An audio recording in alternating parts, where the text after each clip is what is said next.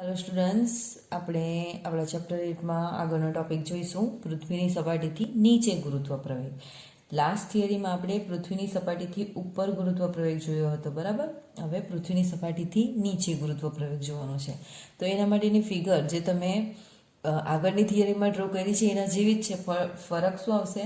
ઉપરના બદલે હવે નીચે આપણે પોઈન્ટ માસ એટલે કે નાનો બિંદુવત પદાર્થને લઈશું. તો પહેલાં આપણે એની ફિગર જોઈ લઈએ. અને હા, આ પણ 3 માર્ક્સમાં આઈએમપી છે અને એનું જે ફાઇનલ ઇક્વેશન રહેશે એ 1 માર્ક્સમાં પૂછાઈ શકે છે. ક્લિયર? તો આપણે અહીંયા જોઈએ છે.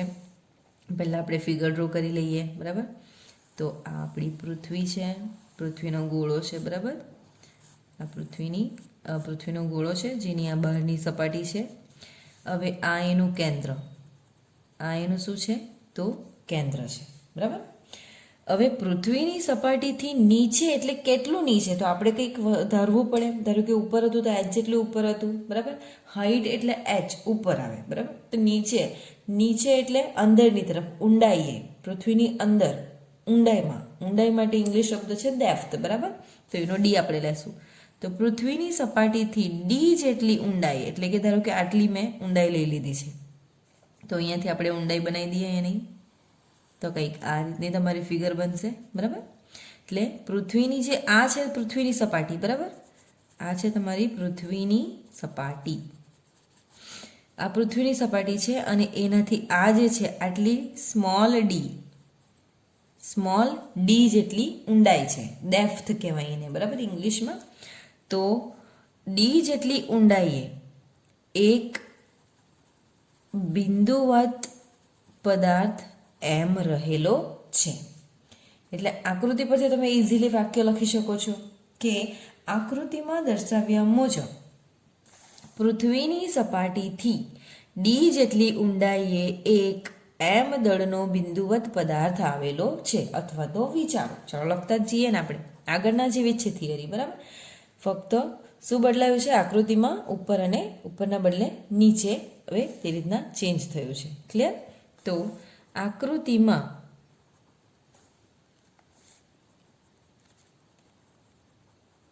દર્શાવ્યા મુજબ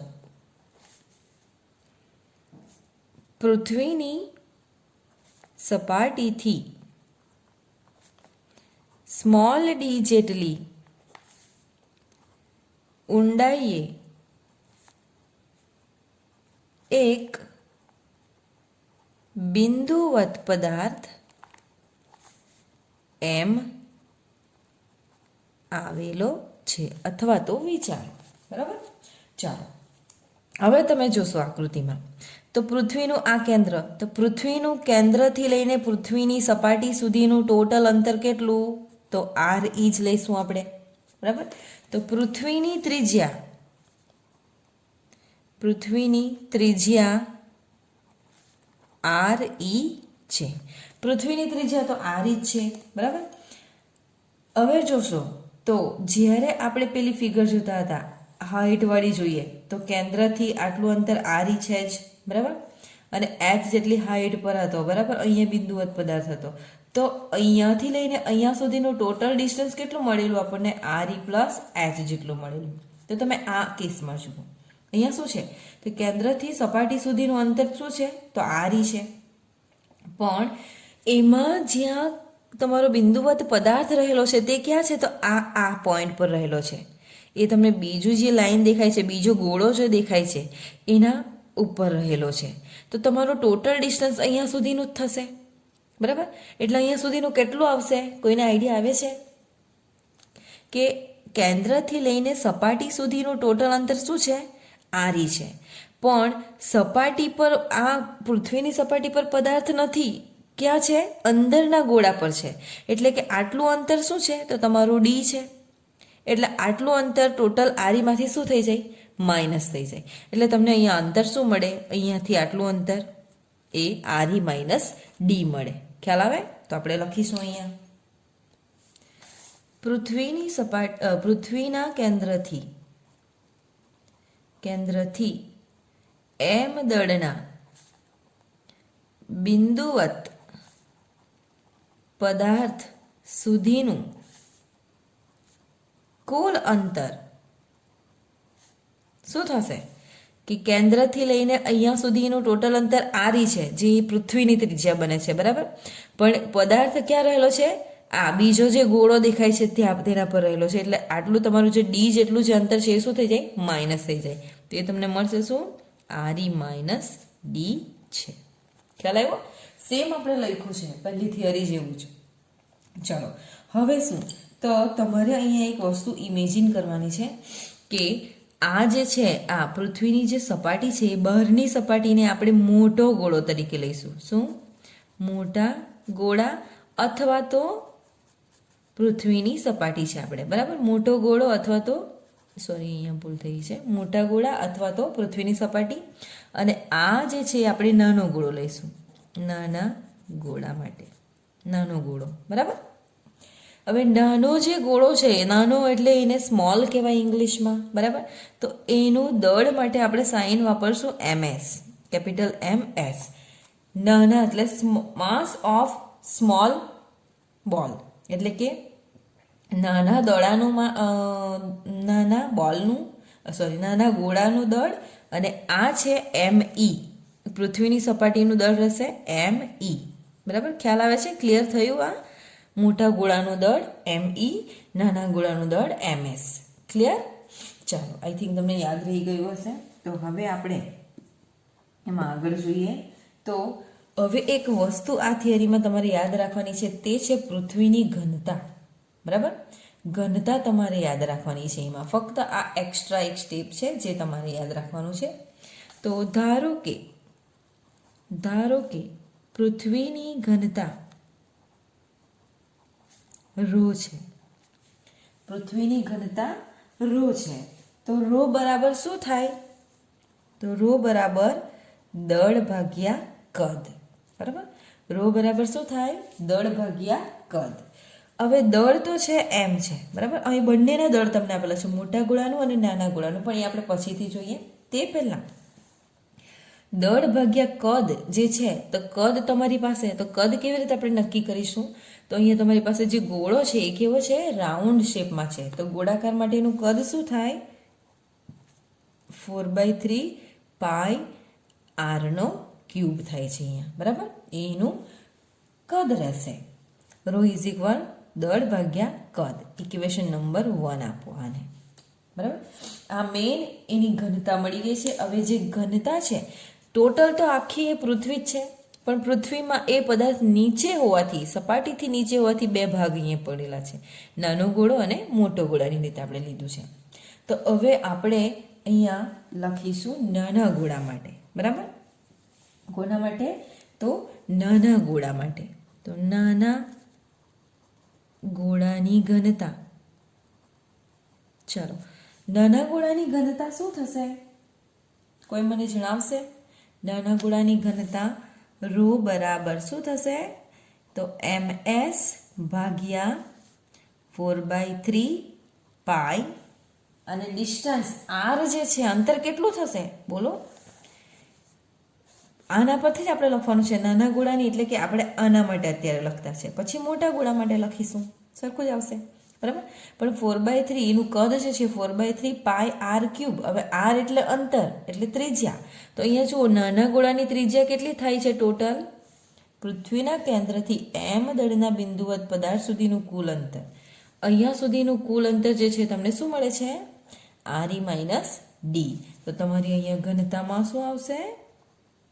RE માઇનસ ડીનો શું છે? ક્યુબ. ઇક્વેશન નંબર 2, બરાબર. ચાલો હવે લખીશું નાના ગોળાની ઘનતા તો થઈ ગઈ છે, બરાબર. હવે નાના ગોળાનું દળ આપણે લઈ લઈએ, એક સાથે આપણે પતાવી દઈએ, બરાબર. તો નાના ગોળાનું દળ સમીકરણ 2 પરથી જ મળી જશે ડાયરેક્ટ. સમીકરણ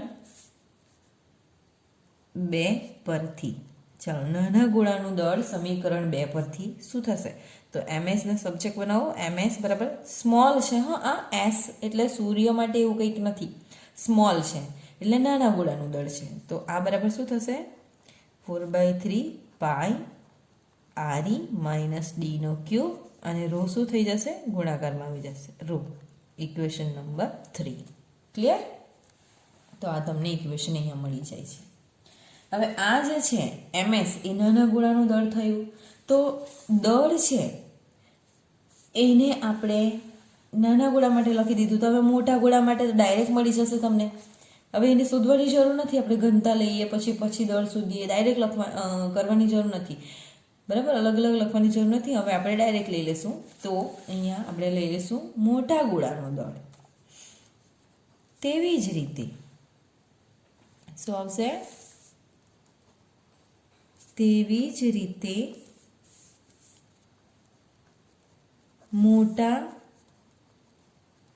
ગોળાનું દળ. તો મોટા ગોળાનું દળ એટલે પૃથ્વીની સપાટી, એટલે ME તરીકે આપણે લીધેલું છે. બરાબર? ME બરાબર શું થશે? તો 4/3 પાઈ. પણ હવે તમે જુઓ આકૃતિમાં, તો મોટો ગોળો એટલે આ આપણો પૃથ્વીની સપાટી. તો એનું ટોટલ અંતર કેટલું છે? તો RE જેટલું છે. એટલે અહીંયા તમારું અંતર શું રહેશે? RE જેટલું થશે. બરાબર? તો મોટા ગોળાનું દળ બરાબર 4/3 પાઈ. આખું સેમ ઇક્વેશન બનાવો છે, ફક્ત અંતર ચેન્જ થશે. RE³ into rho. Equation number 4. Clear? ચાલો, ઇક્વેશન નંબર 4 સુધી સમજાયું તમને? તમે પણ લખતા જાઓ તો તમને વધારે ખ્યાલ આવે અને તમે સમજવાનું પણ છે તમારે. ચાલો, હવે આપણે શું કરીશું? તો હવે આપણી પાસે જુઓ MS અને ME બંનેનું સરખું લાગે છે ઇક્વેશન. બરાબર? તો આ બંને જે ઇક્વેશન છે સમીકરણ 3 અને 4 બંનેનો આપણે ગુણોત્તર લેશું. તો અહીંયા લખીશું, હું અહીંયા લખું છું કે સમીકરણ 3 અને 4નો ગુણોત્તર લેતા શું થશે? ચાલો, સમીકરણ 3 એટલે MS, ગુણોત્તર એટલે ભાગ્ય થશે અહીંયા ME બરાબર. ચલો, MS ની વેલ્યુ 4/3 પાઈ RE-D³ ઇન્ટુ રો ભાગ્યા ME 4/3 પાઈ કૌંસ નથી RE³ ઇન્ટુ રો. આ તમે ગુણાકારમાં પણ લઈ શકો અને ગુણાકારમાં લેશો એટલે આ તમારી ટર્મ ઉલટાઈ જશે. બરાબર? તો આપણે ડાયરેક્ટ લખી દીધું છે. અહીંયા 4/3 પાઈ કેન્સલ થશે, રો અને રો કેન્સલ થઈ જશે અહીંયા. તો આપણી પાસે શું બચશે? MS/ME બરાબર શું બચે છે? RE-D³ ભાગ્યા RE³. ઇક્વેશન નંબર શું આવે છે? 5. ખ્યાલ આવે? Equation number 5. હવે આપણે એમાંથી MS ને સૂત્રનો કરતા બનાવીશું. પણ શા માટે MS ને બનાવીશું? તો અહીંયા જુઓ, કેમ? કારણ કે આ જે બિંદુવત પદાર્થ રહેલો છે એ કયા ગોળા પર રહેલો છે? MS, કે જેનું દળ નાના ગોળા પર રહેલો છે. એટલે આપણે MS ને સૂત્રનો કરતા બનાવીશું. તો MS ને સૂત્રનો કરતા બનાવશું એટલે શું થશે? તો MS બરાબર RE-D³ ભાગ્યા RE³ ઇન્ટુ ME ઇન્ટુ શું થશે? ME. ઇક્વેશન નંબર આપો 6. ક્લિયર? અહીંયા સુધી તમારું ક્લિયર થયું? ઓકે. હવે જુઓ, તો ફરી આપણે ફિગર પર જતા રહીએ છીએ, આકૃતિ પાસે જઈએ છીએ. હવે જુઓ, ફર્સ્ટ સ્ટેપ આકૃતિ ડ્રો કરી એના વિશે લખ્યું. પછી આપણે એક વધારાનો સ્ટેપ ઘનતા યાદ રાખવાની છે અને ઘનતા પરથી નાના ગોળાનું મેઇન દળ આપણે શોધી લીધું છે MS. બરાબર? હવે મેઇન ઇક્વેશન આગલી થિયરી પ્રમાણે કે મોટા ગોળા વડે નાના ગોળા પર લાગતું બળ. પણ અહીંયા જુઓ, પહેલાં તો શું હતું કે પદાર્થ બહાર હતો, બિંદુવત પદાર્થ બહાર હતો સપાટી પરથી, એટલે સપાટી દ્વારા એના પર ડાયરેક્ટ બળ લાગશે. પણ હવે તો શું થાય છે? કોઈ પણ પદાર્થ બહાર હોય, સપાટી ઉપર હોય, તો સપાટી પરથી જ એના પર ગુરુત્વ પ્રવેગ લાગે છે. પરંતુ કોઈ પદાર્થ પૃથ્વીની સપાટીની અંદર હોય, નીચે હોય, તો એ સપાટી એના પર અસર કરતી નથી, પણ સપાટીની અંદર જ્યાં હશે તે રીતે એના પર ઇફેક્ટ કરશે. તો અહીંયા પણ શું થશે કે આ જે ગોળો છે એ ગોળા પર આ બિંદુવત દળ રહેલો છે. એટલે આ બિંદુવત દળનું બિંદુવત જે પદાર્થ છે એનું દળ અને આ ગોળાનું દળ, આ બંને દળ વચ્ચે સમજાય છે કે આ બિંદુવત પદાર્થનું દળ અને આ નાના ગોળાનું દળ ms, આ બંને દળ વચ્ચે ગુરુત્વાકર્ષણ બળ લાગશે, બરાબર. અને લગાડશે કોણ? તો ms એ નાના બિંદુવત પદાર્થ પર ગુરુત્વાકર્ષણ બળ લગાડે છે. તો એના વિશે આપણે ઇક્વેશન લખીશું અહીંયા. ચાલો તો હવે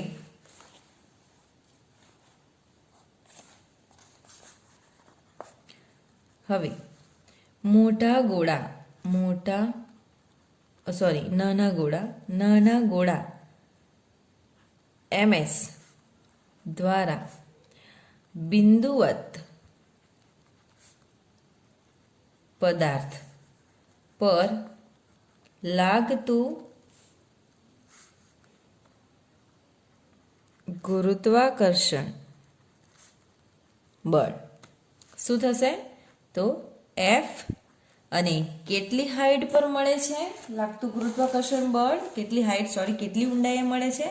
તો D જેટલી ઊંડાઈ પર મળે છે. આપણે પહેલા હાઈટ પ્રમાણે લીધેલું હતું, હવે આપણે ઊંડાઈ પ્રમાણે લેશું. તો ઊંડાઈ પ્રમાણે તમને જે મળે છે ઇક્વેશન તે આપણે લખીશું અહીંયા. તો F બ્રેકેટમાં D, બરાબર. તો FD બરાબર શું થશે ગુરુત્વાકર્ષી બળનું ઇક્વેશન?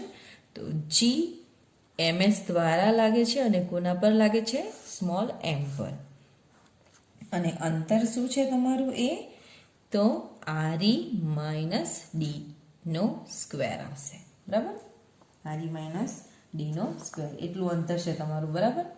ચાલો હવે આને ઇક્વેશન નંબર આપી દઈએ. કેટલામું આવે છે? 7, બરાબર. Equation number 7.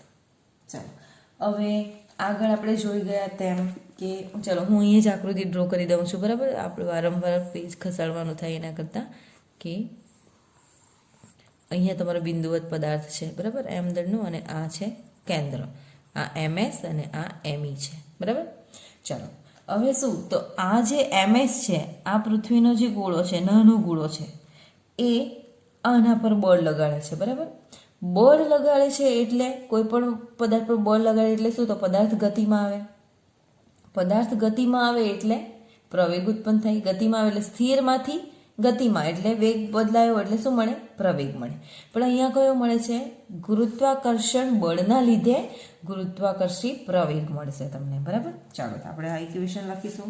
સેમ સ્ટેપ આવે છે તમારું જે આગલી થિયરી અને આ આપણે અત્યારે જોઈએ છીએ એમાં સેમ સ્ટેપ આવશે, કારણ કે ગુરુત્વાકર્ષી બળ મળી ગયું એટલે બળના લીધે તમને ગુરુત્વ પ્રવેગ મળશે. ખ્યાલ આવે છે? તો m દળના, હા, પણ તે પહેલાં આપણે જોઈએ તો બળ તો લાગે જ છે, બરાબર. તે પહેલાં આપણે આ જુઓ, FD બરાબર G ms into m by re minus D square, જેમાં આપણે msની વેલ્યુ મૂકી શકીએ. તમે જોશો તો અહીંયા ઇક્વેશન જે તમને મળે છે ms ઇઝ ઇક્વલ શું છે? re minus D cube divide by re નો ક્યુબ. આ ઇક્વેશન આપણે મૂકી દઈશું સમીકરણ 7માં. તો સમીકરણ 6 ની કિંમત સમીકરણ 7માં મૂકતા આપણે મૂકીશું અહીંયા. પછી આપણે આ સ્ટેપ લઈ લઈશું કે સમીકરણ 6 ને સમીકરણ 7માં મૂકતા ચાલો તો FD બરાબર G તો રહેશે, જીના નીચે આપણે લઈ લઈએ ઇન્ટુ આ m પણ લઈ લઈએ, કારણ કે msની કિંમત આવવાની છે. આપણે અહીંયા m પણ લઈ લઈએ, g અને m લઈ લીધું છે, અને નીચે re માઇનસ ડી નો સ્ક્વેર લઈ લીધો છે, બરાબર. હવે msની કિંમત શું મળે છે આપણને? તો ms બરાબર re minus D cube by re નો ક્યુબ ઇન્ટુ me, બરાબર. એ વેલ્યુ મૂકીશું આપણે અહીંયા. તો ms બરાબર re માઇનસ ડી નો ક્યુબ ભાગ્યા re નો ક્યુબ ઇન્ટુ me. ખ્યાલ આવે છે? ઓકે, ચલો તો અહીંયા શું થશે? એક તો re માઇનસ ડી આ ઘન છે અને સ્ક્વેર છે એટલે એક ઘનમાં એક બચશે, બરાબર. ચાલો તો હવે FD બરાબર તમને શું મળે છે? FD બરાબર G ઇન્ટુ m ભાગ્યા re નો સ્ક્વેર ઇન્ટુ me લઈ લઈએ પહેલાં, બરાબર. અને re માઇનસ ડી એક બચે છે અહીંયા. ખ્યાલ આવે છે? સોરી, અહીંયા ક્યુબ બચે છે. ક્લિયર? ચાલો તો શું બન્યું છે F D is equal G M into M E R E minus D by R E cube. Equation number એને આપો 8. ક્લિયર? ચાલો હવે આપણે શું તો એટલું બળ લાગે છે બરાબર. હવે એ બળના લીધે ગતિમાં આવશે એટલે પ્રવેગ ઉત્પન્ન થશે. તો આપણે લખીએ અહીંયા કે ડી જેટલી ઊંડાઈએ ગુરુત્વ પ્રવેગ. ચાલો કયા ઇક્વેશન પરથી મળશે તો ન્યૂટનની ગતિનો બીજો નિયમ. ડી જેટલી ઊંડાઈએ ગુરુત્વ પ્રવેગ તો એફ ડી બરાબર એમ ઇન્ટુ જી ડી. તો જી ડીને સૂત્રોનો કરતા બનાવો હવે તમે બરાબર. તો જી ડીને સૂત્રોનો કરતા બનાવશો તો શું થશે F D divide by M. ખ્યાલ આવે છે? તો એફ ડીની કિંમત હવે આપણે ક્યાંથી મૂકશું એફ ડીની કિંમત તો સમીકરણ 8માંથી. અહીંયા આપણે આપી દઈએ ને 9 એટલે અહીંયા લખી દઈએ કે સમીકરણ 8ને 9માં મૂકતા તમને જીડી શું મળશે તો જીડી બરાબર શું મળશે એફડી એટલે જી આપણે એમીને આગળ લઈ લઈએ M E into M R E minus D ભાગ્યા આરઈનો ક્યુબ ઇન્ટુ શું છે અહીંયા એમ સ્મોલ. ખ્યાલ આવે બરાબર? દેખાય છે તમને? ઓકે. તો G M E into M R E cube into M આ બધી વેલ્યુ આપણે મૂકી દીધી છે. જેમાં સ્મોલ એમ કેન્સલ થશે. તો જી ડી તમને જે મળે છે એ શું મળે છે G M E R E minus D divide by આરઈનો ક્યુબ. આ ઇક્વેશન તમને મળે છે અહીંયા. ખ્યાલ આવે? ચલો તો ઇક્વેશન નંબર આને આપી દો 10. ક્લિયર? જી ડી આ તમને મળે છે. હવે આરઈ માઇનસ ડી એટલે પૃથ્વીની સપાટી પણ હજુ જોઈ છે બરાબર. આપણને ડી થી જોઈએ છે. ડી એટલે એટલી ઊંડાઈ ગુરુત્વ પ્રવેગ જોઈએ છે. સપાટીથી નથી જોઈતો, સપાટીથી નીચેની રીતે આપણને જોઈએ છે. તો એના માટે હવે શું કરશું તો સપાટી પર કેટલો મળે છે તો સપાટી પર તો આપણે આગળની થિયરી જોઈ જ ગયેલા છે તો તે પ્રમાણે ડાયરેક્ટ આપણે લઈ લેશું બરાબર. તો હવે અહીંયા જુઓ તો સપાટી પર છે તો એની સાથે આપણે સરખાવીએ અહીંયા. તો પૃથ્વીની સપાટી પર ગુરુત્વ પ્રવેગ પૃથ્વીની સપાટી પર ગુરુત્વ પ્રવેગ શું આવશે તો એ તો આપણી પાસે છે જ ઇક્વેશન જી આર ઈ બરાબર G M E by R E નો સ્ક્વેર. ઇક્વેશન નંબર 11 બરાબર. તો હવે શું કરશું આપણે સેમ સ્ટેપ આગળની થિયરીનું કે સમીકરણ 10માં જે છે 10 અને અત્યારે 11 જે મળ્યું છે એનો આપણે ફરીથી ગુણોત્તર લઈ લેશું બરાબર. તો અહીં લખીએ કે સમીકરણ 10 અને 11 નો ગુણોત્તર લેતા જી ડી ભાગ્યા જી આર ઈ બરાબર જીડી શું છે તો G M E R E minus D ભાગ્યા આર ઈ નો ક્યુબ. એ તમને જીડીનું ઇક્વેશન અહીંયા મળેલું છે બરાબર.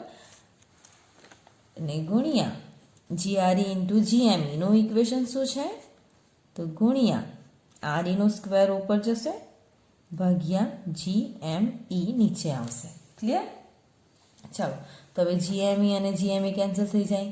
આર ઈ નો ક્યુબ અને આર ઈ નો સ્ક્વેર નીકળી જાય તો શું બચશે જીડી ભાગ્યા જી આર ઈ બરાબર શું બચે છે આર ઈ માઇનસ ડી ભાગ્યા આર ઈ. આટલી તમને ઇક્વેશન મળશે બરાબર.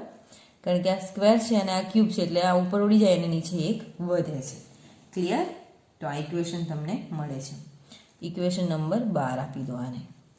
હવે બરાબર ધ્યાન આપજો હવે કે હવે જી આર ઈ આ જે છે જી આર ઈ બરાબર જી લેતા અને જીડીને સૂત્રોનો કરતા બનાવતા તો જીડી બરાબર શું થશે અહીંયા જી આર ઈ તો જી આર ઈ અહીંયા ગુણાકારમાં આવી જશે તો આપણે ડાયરેક્ટ લખીએ છીએ G RE minus D by RE. Okay, ખ્યાલ આવે ને?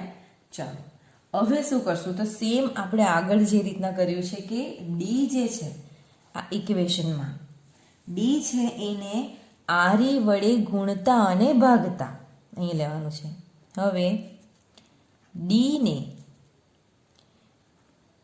RE વડે ગુણતા અને ભાગતા શું થશે? RE જે છે એને ગુણતા અને ભાગતા તો GD બરાબર શું થશે? G અહીંયા RE તો છે જ માઇનસ ડી ગુણ્યા RE આ ભાગ્યા RE તો છે જ બરાબર, ભાગ્યા RE અહીં ગુણ્યા RE રહેશે બરાબર. ચાલો તો એમાંથી હવે RE આપણે કોમન લઈ લઈએ. સેમ સ્ટેપ G ઇન્ટુ શું થશે? RE ને આપણે કોમન કાઢી લઈએ અહીંયા RE તો અહીંયા બ્લેન્ક થઈ જશે તો 1 માઇનસ ડી. ક્લિયર? અને હા અહીંયા RE કોમન નીકળે અને અહીંયાથી પણ એક RE આપણે બહાર લઈ લઈએ બરાબર. RE એનાથી બહાર લઈએ તો ડીના છેદમાં RE તો એક રહેશે જ અહીંયા બરાબર.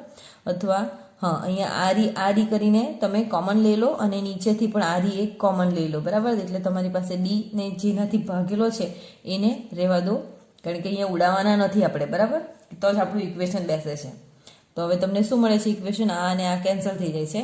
તો ફાઇનલ હું આ જે ઇક્વેશન છે એ હું અહીંયા લખી દઉં છું. આ જે છે એ મેં અહીંયા લઈ લીધું છે બરાબર. તો ફાઇનલ તમને જે મળે છે GD બરાબર શું? G into 1 minus D divide by RE. આ તમને ઇક્વેશન અહીંયા મળે છે.